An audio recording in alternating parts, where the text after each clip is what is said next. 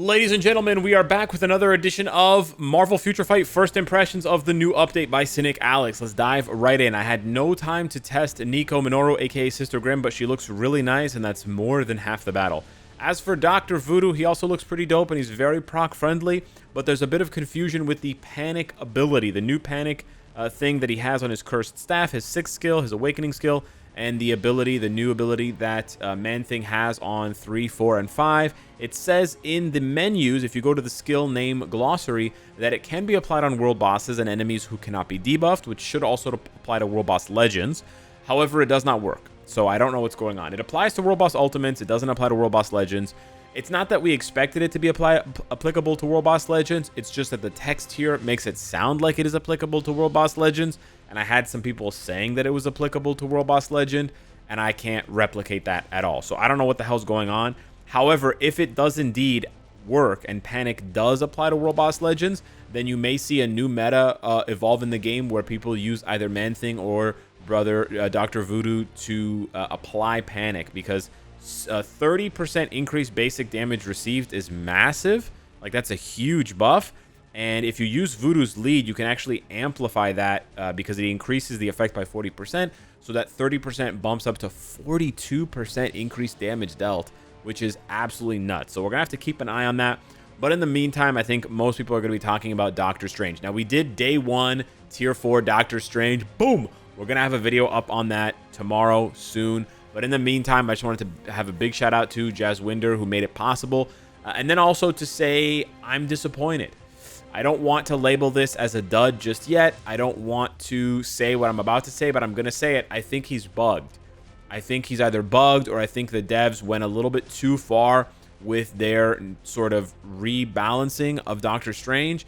And essentially what I mean by that is they gave him all these crazy buffs, like this, massive bump to skill damage, bonus damage, this 25% guaranteed crit rate. Like, they gave him a lot of nice quality of life increases with, more than double the HP heal, etc., V-pad. But then they went ahead and they chopped his percentages in half.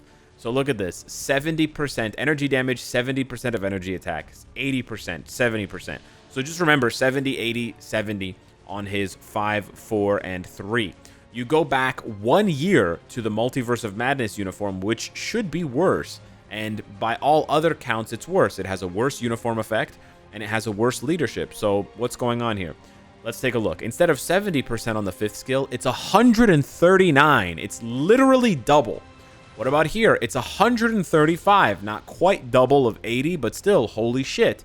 And then on the 3rd skill, it's 137. So again, literally double the damage on his 5th and 3rd skills, and then nearly double on the 4th skill. So they cut his percentages in half, which, surprise, surprise, has a big effect. So I think a lot of people are going to feel like this uniform is a pass, which is really disappointing because I like this uniform, and as cool as Mom 2 looks, I don't like the hair being tied back and shit, and it just doesn't really feel like Strange without the cape. So this uniform really should be just head and shoulders. Like, it's over a year later. It's not really a question of if. It's just, it should be better. And it just doesn't seem very much better offensively. It certainly seems better defensively, but that's not enough to sell a uniform, especially when those defensive layers don't add up to anything in PvP. And that's sort of where you would feel it most, right? Because through expert gameplay, you can kind of get around characters who are very weak offensively. Ask Storm players, ask Professor X players, etc.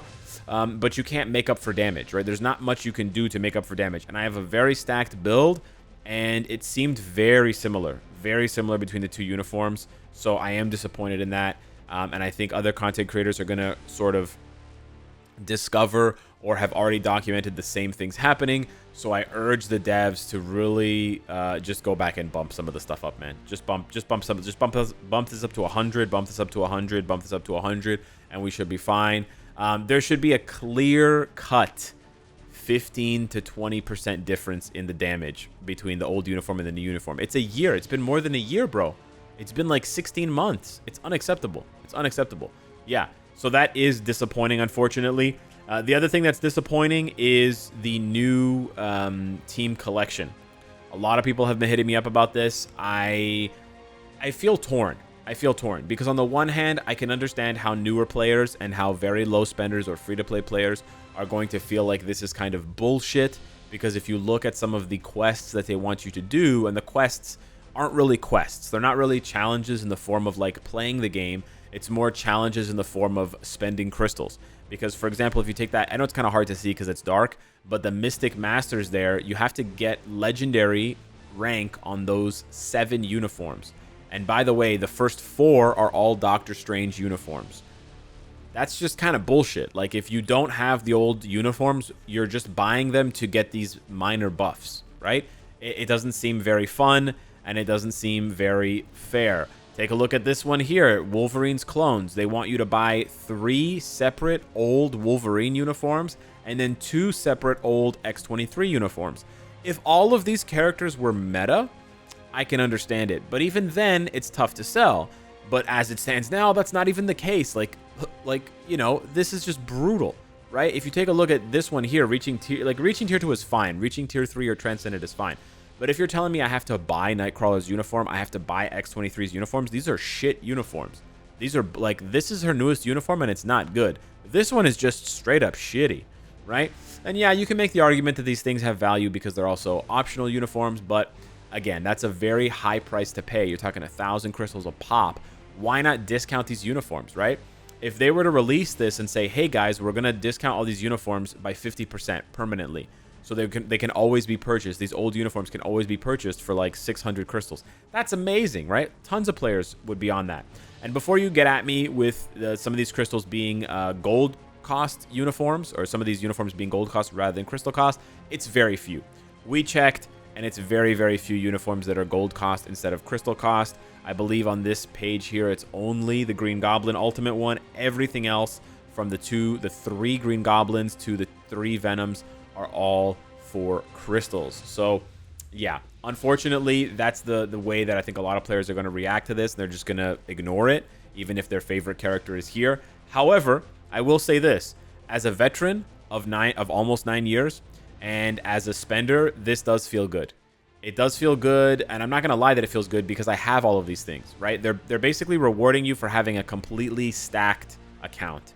And it feels nice. It feels nice. You know, I went and I built every character. I built every uniform. They're all mythic. Like, I get to reap these rewards now. Because, frankly, if you look at the value of getting every uniform mythic, it's very low. Like, sure, you have the optional. Optionals are nice to have them always mythic, right? You can just pop into any character and boom, they're always mythic. They're always the maximum amount, sure. It also matters a little bit for the growth score of the character, so it's nice to have higher growth score for dispatch, for the auto farming, right? For the passive stuff. But otherwise, what is the value of getting all the uniform mythics? The uniform collection? Ooh, 1,000,000 gold? 200 black antimatter? Ooh, spooky. Like, look, I already have these 2 mythic, and I'll get Voodoo's mythic easily. I just haven't pressed the buttons. And the reward is 1,000,000 gold. There's no reward here. So in another way, I see this as a reward for mythicking all uniforms and stuff like that. However, I can sympathize with newer players, returning players, and low spenders who feel like this is a cash grab. Now, it's made worse. It's made to feel like more of a cash grab because they're also selling the tokens in the shop.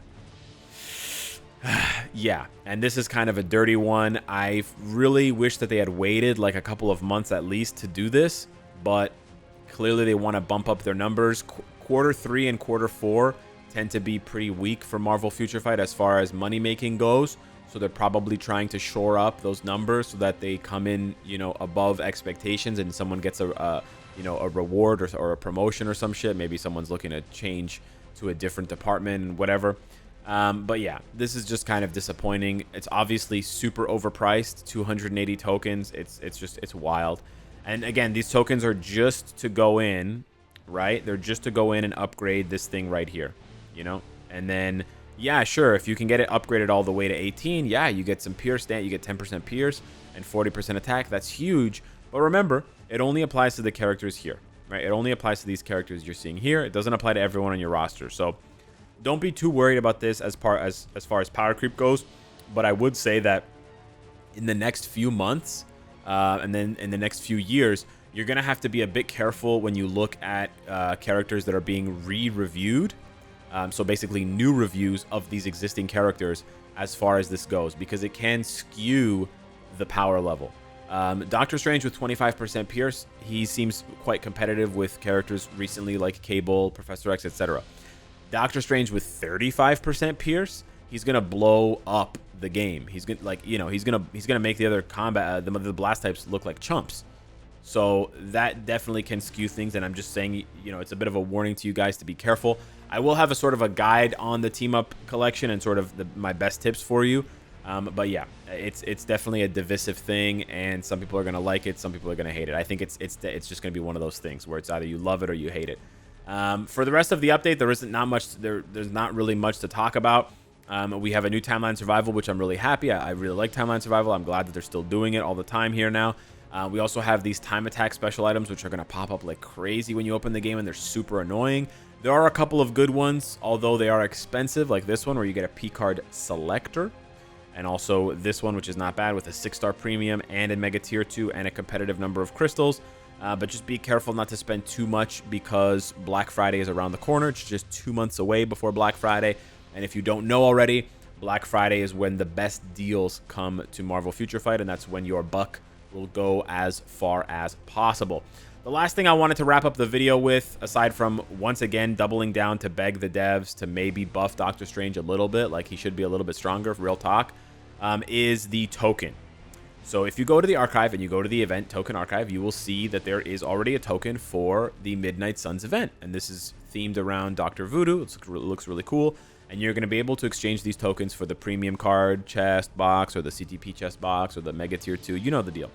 However, the very next token has been revealed, the Revenge token, and it's got a red flaming skull, which, okay, maybe you don't immediately connect that to a specific Marvel character who has ties to the Midnight Suns and has ties to Halloween and that sort of thing.